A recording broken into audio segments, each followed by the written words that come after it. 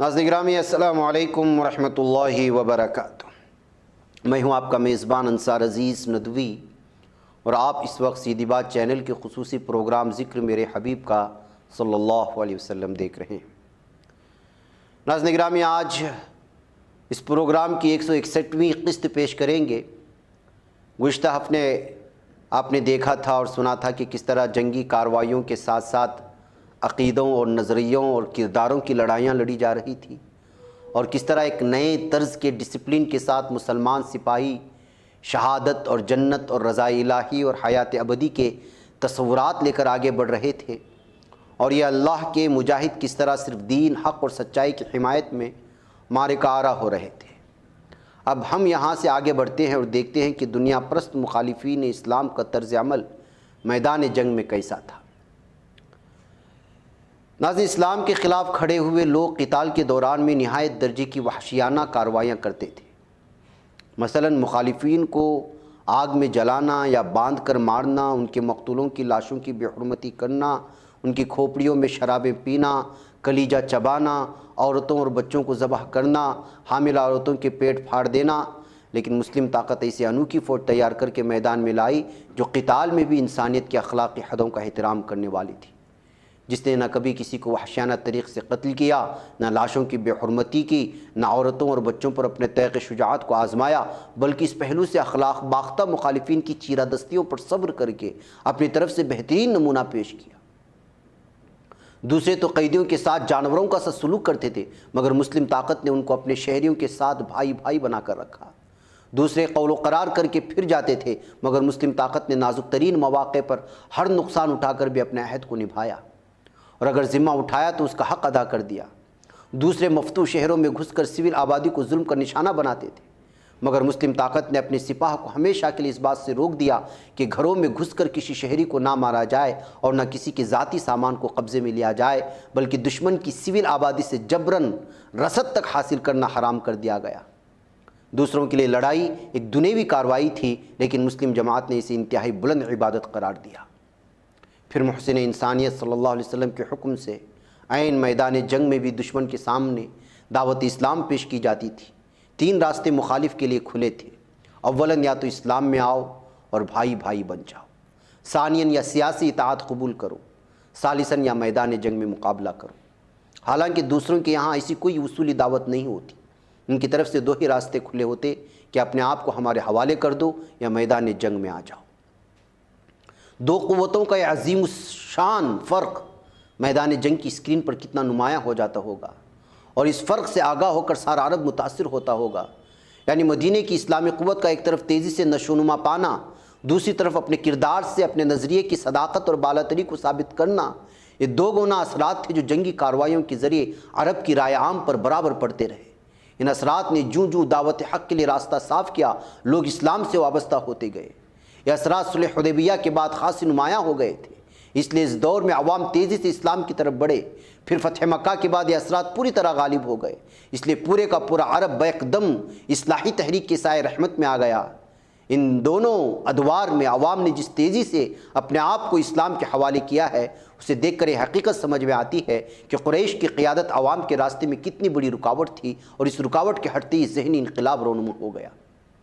جہاں کہیں بھی کوئی غالب طبقہ اس طرح سے رکاوٹ بنا موجود رہتا ہے، وہاں عوام میں وعظ و نصیحت کا اثر کسی بڑے پیمانے پر کبھی رونما نہیں ہو سکتا۔ اجتماعی فضا کو بدلنے کے لیے نہایت ضروری ہے کہ اسی رکاوٹ کو ہٹایا جائے اور اس کے لیے پوری سیاسی جدوجہد کی جائے۔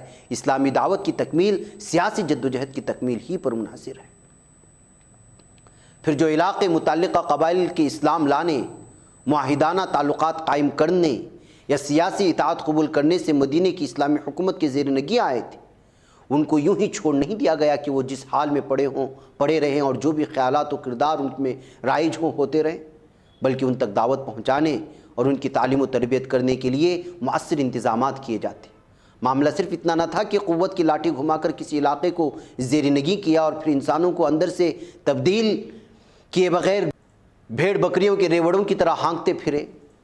اگر ہر چیز تلوار کی نوک سے منوائی جاتی اور ہر تبدیلی ڈنڈے کے زور سے کی جاتی تو یہ جباری 4 دن چل سکتی تھی، لیکن دل بغاوت پر آمادہ ہو جاتے اور پھر عوام کی بیزاری کا لاوا پھٹتا تو سارا کیا کرایا ہوا ہوا ہو جاتا۔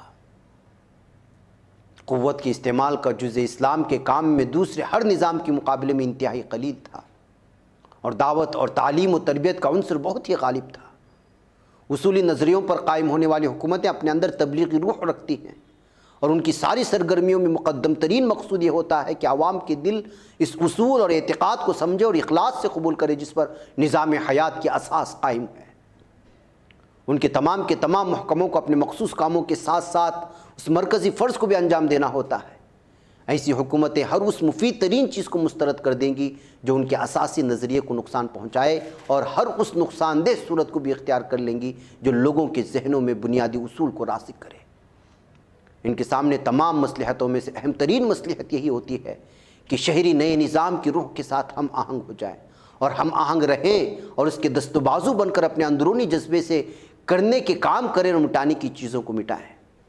چنانچہ مدینہ کی اسلامی حکومت نے ایک طرف تو اہتمام کیا کہ سخت ترین جنگی حالات میں بھی ملحقہ علاقوں میں دعوتی اور تبلیغی وفود روانہ کیے۔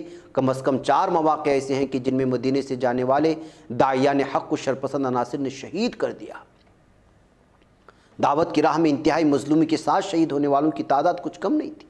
جنگ بدر، جنگ احد اور جنگ خندق کے جملہ مسلم شہداء سے زیادہ تھی۔ بہرحال انتہائی نازک اور مشکل حالات یا ایمرجنسی کی حالت میں بھی اس بنیادی فریضے سے غفلت نہیں برتی گئی، بلکہ قربانیاں دے دے کر اسے جاری رکھا گیا۔ پھر بعض اصحاب کو مدینے میں کچھ تربیت دے کر انہی کے قبائل میں داعی کے طور پر معمور کر دیا گیا۔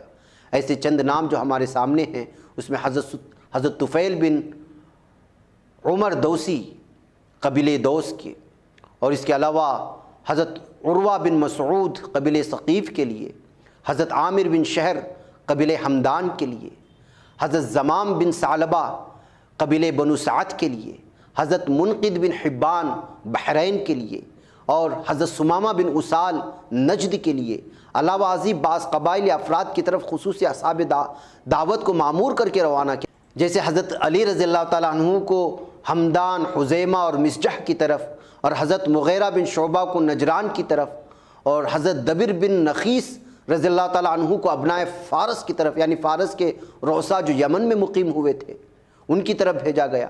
حضرت محیصہ بن مسعود کی فدق کی طرف ان کو روانہ کیا گیا۔ حضرت احنف رضی اللہ تعالیٰ عنہ کو قبیلہ سلیم کی طرف یا سلیم کی طرف، حضرت خالد بن ولید کو علاقہ مکے کی طرف، حضرت عمرو بن عاص کو عمان کی طرف، اور حضرت مہاجر رضی اللہ تعالیٰ عنہ ابن ابی امیہ کو حارث بن کلاں شہزادہ یمن کی طرف روانہ کیا گیا۔ لیکن اس سے بہت بڑے پیمانے پر اسلامی حکومت نے اپنے سول حکماء سے اسلام کی اشاعت اور فروغ کی خدمت لی۔ اسلامی حکومت کے افسر کچھ نوکری پیشہ لوگ نہ تھے، اور نہ وہ روٹی کمانے کے خیال سے بڑھتے ہوتے تھے۔ وہاں تو مقصود صرف کلمۃ اللہ کو سربلند کرنا اور انسانوں کو بھلائی کے راستے پر ڈالنا تھا۔ یہ کام تنخواہ کے پجاریوں کے کرنے ہی کا نہ تھا، یہ تو صرف اس نورانی انقلاب کے بے لوث قادموں ہی کی دلچسپی کی چیز ہو سکتی ہے، اور انہی کے ہاتھوں پہ یہ ہو سکتا تھا۔ وہ لوگ نہ تو کسی عہدے کا لالچ رکھتے تھے، اور نہ گریڈوں اور ترقیوں یعنی پروموشنز کے چکر میں پڑتے تھے۔ ان کو تو عہدے خود پکارتے تھے، اور فرائض خود چن چن کر بلاتے تھے، اور گزر بسر کے معاوضے پر ان سے انتہائی اونچی خدمات لی جاتی تھی۔ اس کی مثال ناظرین گرامی ہم آئندہ قسط میں پیش کریں گے انشاءاللہ تعالی۔ مجھے یہاں پر اجازت دیں۔ والسلام علیکم ورحمۃ اللہ وبرکاتہ۔